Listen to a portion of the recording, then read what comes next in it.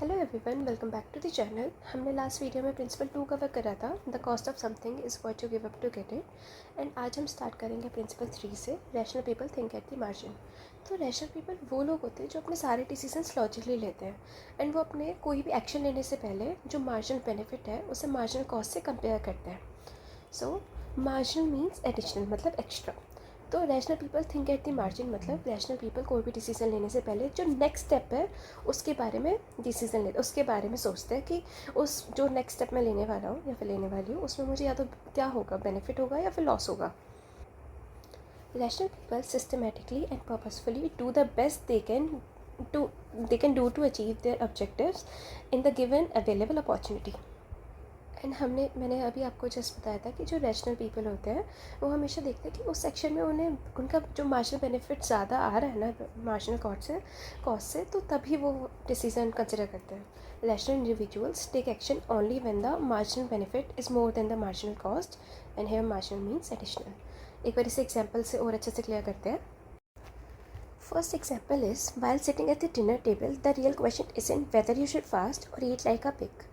So, आप जब भी डिनर टेबल पे होते हो आप ये डिसाइड नहीं करते हो कि आज आपको फास्ट करना चाहिए या फिर ओवर ईटिंग करनी चाहिए, जबकि आप ये डिसाइड करते हो कि आपको एक एक्स्ट्रा चपाती लेनी चाहिए या नहीं लेनी चाहिए। क्योंकि एक जो रैशनल पर्सन होता है वो ये डिसाइड करता है कि उससे जो उस एक्स्ट्रा चपाती से मार्जिनल बेनिफिट होगा या फिर उसकी मार्जिनल कॉस्ट ज़्यादा आएगी।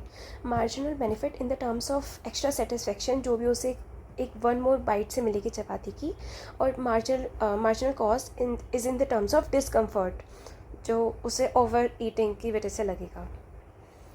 अगर जो मार्जिनल बेनिफिट है वो मार्जिनल कॉस्ट से ज़्यादा होगा than only you will consider taking one more chapati. A student considers 10-minute call to a friend. The marginal cost is only ₹5, while the marginal benefit is ₹7. Since the benefit exceeds the cost, therefore it's rational to make the call. So I hope it's clear. अगर कोई एक student है वो consider कर रहा है अपने friend को कॉल करने का और उससे पता चल रहा है कि जो मार्जिनल बेनिफिट है वो ज़्यादा है मार्जिनल कॉस्ट से, तो वो कंसिडर करेगा अपने फ्रेंड को कॉल करने के लिए। नेक्स्ट इज एयरलाइन का एग्जाम्पल।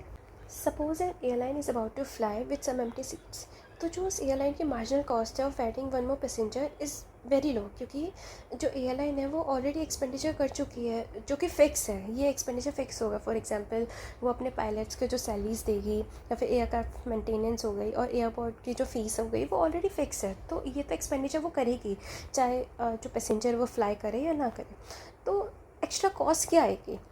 जो भी वो पैसेंजर अगर ट्रैवल करेगा उस पर्टिकुलर एयरलाइन में, तो वो जो भी डिमांड करेगा एक्स्ट्रा स्नैक्स या फिर ड्रिंक की, और जो airline extra amount of fuel उस एयरप्लेन पे स्पेंड कर रही है तो वो उसकी कॉस्ट होगी।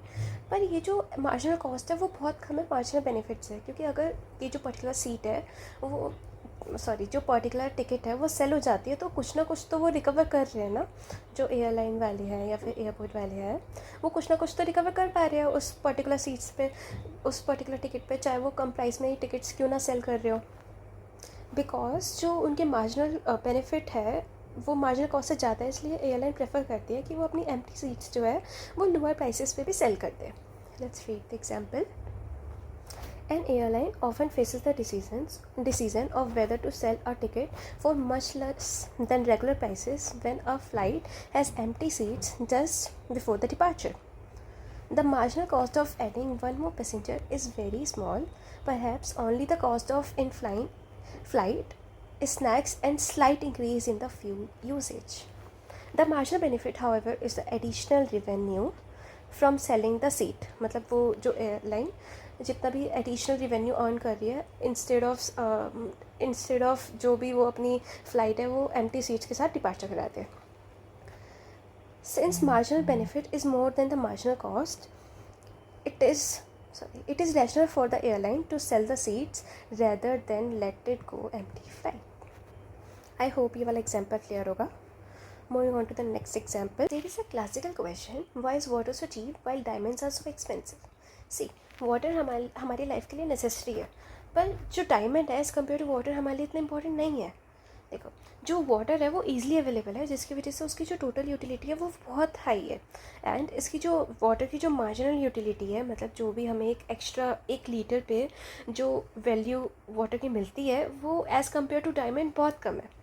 जिसकी वजह से, और देखा जाए तो जो डायमंड है वो स्केर्सली अवेलेबल है, एक लिमिटेड रिसोर्स है, हमें हर जगह डायमंड ईजिली अवेलेबल नहीं होगा एज़ कम्पेयर टू वाटर। जैसे वाटर हमें हर जगह मिल जाता है, तो इसी वजह से जो वाटर के प्राइस है वो एज़ कम्पेयर टू डायमंड बहुत कम है, और डायमंड बहुत एक्सपेंसिव है। जो भी प्राइसेस जो प्राइसेस होते हैं ना, वो डिपेंड करते हैं मार्जिनल यूटिलिटी या फिर स्कैसिटी पे, ना कि इस चीज़ पर कि वो चीज़ हमारे लिए कितनी इंपॉर्टेंट है। इसलिए हमने देखा है कि water is cheap and as compare to diamonds are so expensive. Water is essential for life and without it we can not survive, yet it is inexpensive. ये इतना एक्सपेंसिव नहीं है, पर फिर भी ये हमारी लाइफ के लिए एसेंशियल है। Diamond on the other hand are not necessary for survival, but they are highly expensive. This is because water is abundant. That means water plentiful, मतलब हर जगह अवेलेबल है, easily अवेलेबल है. So its marginal utility is very low, while diamonds are scarce. Therefore इसकी जो marginal utility है is high. Hence rational people make decisions on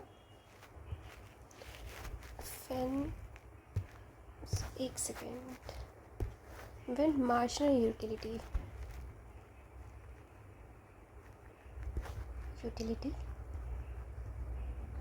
exceeds marginal cost।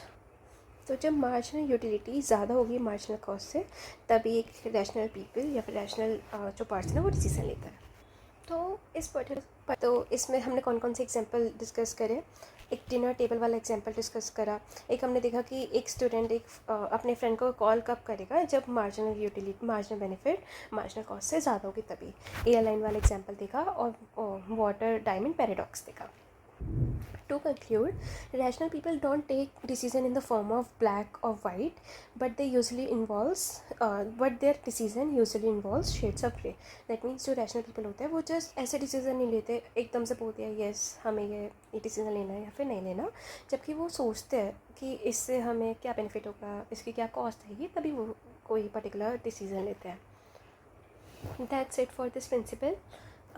So in the next video we'll discuss principle 4. And if you want the notes of this particular chapter, do join the WhatsApp group, and the link is in the description. Thank you.